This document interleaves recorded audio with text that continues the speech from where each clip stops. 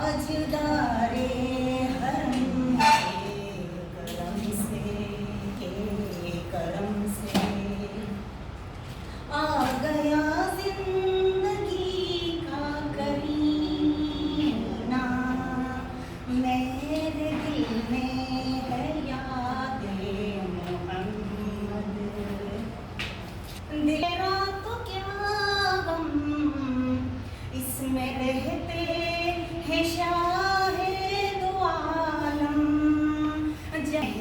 बच्चों को अगर कोई क्लासरूम में प्रॉब्लम आ रही है तो आप कोई भी एक्शन लेते हैं उस चीज़ को इम्प्रूव कर सकते हैं, लेकिन इसका इंट्रोडक्शन कर्ट लेवल एक जर्मन अमेरिकन साइकोलॉजिस्ट था, उसने एक्शन रिसर्च को इंट्रोड्यूस करवाया था। कौन था?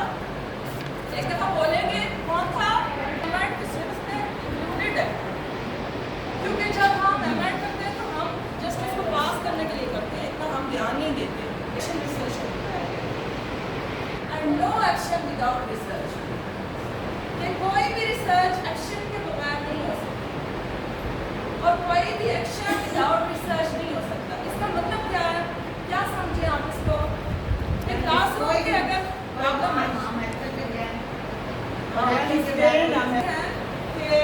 अगर फॉर एग्जाम्पल क्लासरूम के अंदर कोई प्रॉब्लम है, बच्चों को कोई समझ नहीं आ रही या और कोई डिफरेंट प्रॉब्लम हम आगे डिस्कस करेंगे, तो हम अगर हमारी कोई रिसर्च होगी, कोई इंफॉर्मेशन होगी, तभी हम उस पर एक्शन लेंगे और एक्शन हम तभी ले सकते हैं जब हम रिसर्च करेंगे। एक साइंटिस्ट था स्टेफन एम कोरे, ये कब इसने एक्शन रिसर्च की थी? 1940 में। कब इसने इंट्रोड्यूस करवाई थी? 1940 में।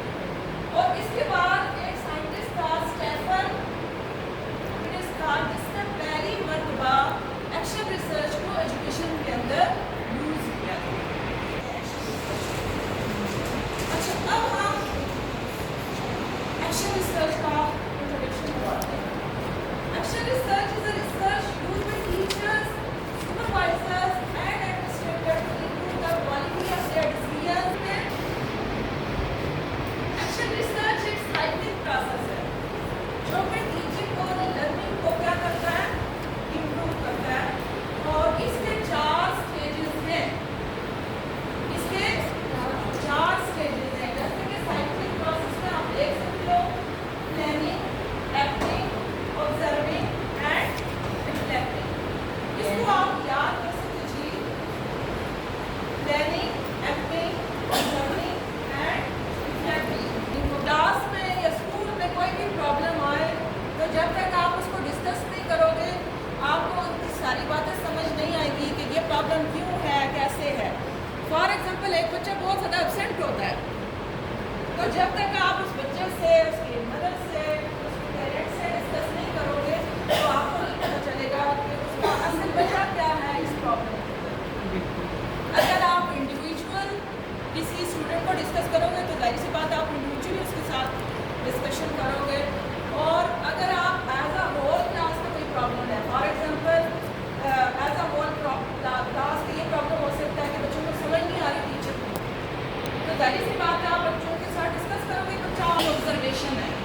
और रिफ्लेक्शन में हम ये देखते हैं कि आप जो है कौन सा मेथड या कौन सी स्ट्रेटेजी ऐसी थी जो कि आपने दी और उसके बाद बच्चों में इम्प्रूवमेंट आई या किसी भी एक स्टूडेंट में इम्प्रूवमेंट आई।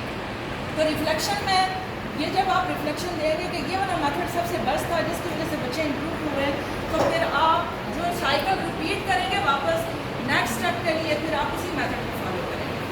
फिर आप देखेंगे कि अगर कोई कमी का जिला गई है, फिर आप अपनी स्ट्रेटेजी को चेंज करेंगे। और ये आप तो कॉमनली देखते भी रहते हैं कि क्लासरूम में जब स्टूडेंट्स हैं उन्हें कोई प्रॉब्लम आ रहा है, आप कोई एक स्ट्रेटेजी अप्लाई करते हो, अगर वो काम नहीं करे दूसरी स्ट्रेटेजी, और इस तरह ये साइकिल चलता रहता है। और एक टीचर को देखेंगे कि यार वो सही पढ़ा रही है नहीं पढ़ा रही, फिर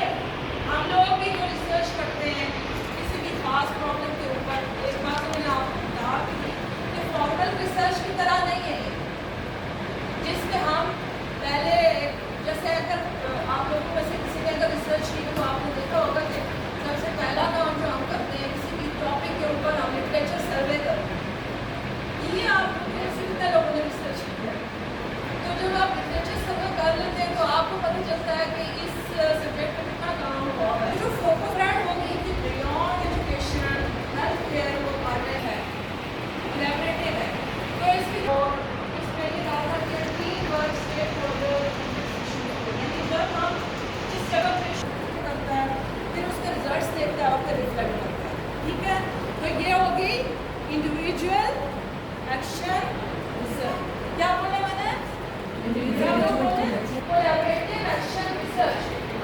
Collaborative action research वो रिसर्च होती है जिसमें 2 to 3 टीचर्स इन्वॉल्व होते हैं, जिसमें 2 to 3 टीचर्स इन्वॉल्व होते हैं।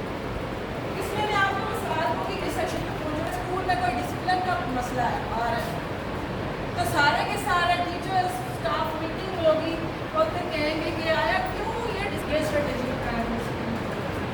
जब सारे लोगों के साथ आप डिस्कस करोगे तो उसके पॉसिबल सोल्यूशन आपके जहन में आ जाएंगे और फिर उसको इम्प्लीमेंट करोगे, फिर आप ऑब्जर्व करोगे और उसके बाद रिफ्लेक्ट करोगे और फिर आपको समझ में आएगी कि कौन सी स्ट्रेटेजी थी जिसने ज़्यादा वर्क किया और फ्यूचर के लिए फिर आप उसको रिपीट करते जाओ। हम स्कूल में करेंगे जिससे हमारा डिसीजन अच्छा हो सके, ठीक है। तो ये 3 टाइप्स है, वैसे तो इसकी 6 टाइप्स है। ये था हमारा प्लानिंग और एक्टिंग जॉब, उसको हम देख लेते हैं। यानी हम करना क्या चाहते हैं, हाँ करना क्या चाहते हैं और स्ट्रेटजीज और the methods and approaches used to achieve the desired objectives of education. ये हम तो ये सारी की सारी चीज़ें हैं कि हमारे एक्शंस हैं जो करके हम बच्चे को इंस्पायर की तरफ ले जाते हैं, ठीक है। और इसमें जो अगला स्टेज आ जाता है दैट ऑब्जर्विंग स्टेज में हम ये देखते हैं कि हमने जो स्ट्रेटजी अपनाई है कीप साइलेंट प्लीज कौन है ये ज़बानी पूछते हैं आप लोगों से कोई क्या आता है ऑब्जर्व कैसे करते हैं ऑब्जर्वेशन में प्रॉब्लम कैसे analysis involve evaluating the data collected to understand the effectiveness of action taken. Parts बना लिए, जैसे बच्चों की स्ट्रेंथ लिखी है 40 स्टूडेंट्स थे, उसमें से 20 बच्चे इम्प्रूव हुए हैं, इतने बच्चे इम्प्रूव नहीं हो रहे हैं, तो ये हमारे पास एक डेटा की फॉर्म में एक चीज़ आ जाती है रिटन फॉर्म में, ठीक है। और उसके बाद एडजस्टमेंट में हम देखेंगे कि जो स्ट्रेटजी हमने अपनाई थी उसमें से सबसे बेस्ट कौन सी थी और फिर एडजस्टमेंट में हम ये करते हैं कि उसको हम फ्यूचर के लिए रखते हैं कि ये सबसे बेस्ट स्ट्रेटजी थी और इसको हमें फ्यूचर के लिए जो है फ्यूचर एक्शंस के लिए जो है हमें क्या करना है। और फिर चूँकि एक्शन रिसर्च एक इटरेटिव प्रोसेस है, साइक्लिक